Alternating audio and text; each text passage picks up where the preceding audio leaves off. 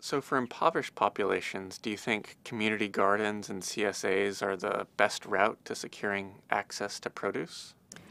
I think those are two really great ways to secure access to produce, and community gardens do a lot more than just provide food. They provide community organizing and strength, and they create a place for people to meet Yeah. and actually become more active and engaged in their community's interests and goals. But those aren't the only ways to get good food, even local food, into impoverished communities. There's all sorts of interesting models that are being developed. One set of models are around food hubs and the way that we aggregate and distribute, and we can look in many of our urban areas and cities. We've got these emerging food hubs that are, with the primary function and focus of them is moving good food into areas that don't have it. There's also some really exciting models that are happening in New York, for example, between upstate farmers that are mid to larger farms, aggregating their products. And these are conventional farms. These aren't organic farms that have made relationships directly with communities and urban areas in New York City.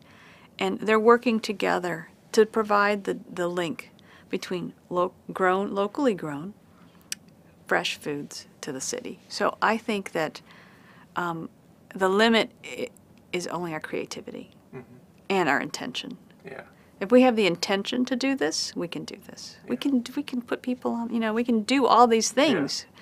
So, but the challenge is to help get people in the room to have the conversation. Right, yeah.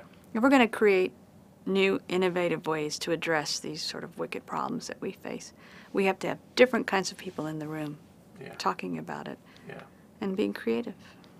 And I just think that there's a lot of ways we can do that. Yeah, so you mentioned food hubs. That might be kind of a new concept for some of our students. So maybe you could just tell us what the basic idea of a food hub is. A food hub is similar to sort of traditional distribution systems in that what we're trying to do is aggregate a bunch of a product. Say it's tomatoes. We're trying to get tomatoes from a lot of different farms together so we can fill a truck and get it to a market in an efficient way. The difference is in a traditional distribution system, that tomato would be a tomato box in some standard box. In a food hub, we try to protect the values and the identity of that tomato, where it was grown, so that a person can know, I'm buying a tomato that was grown at X farm. So we're trying to have identity protection, and then with that, some information about the farm where it was grown. So food hubs are trying to do that, create a value chain, create a way in which to communicate the values of the farm operation and help a person who buys this participate more actively in a local food system.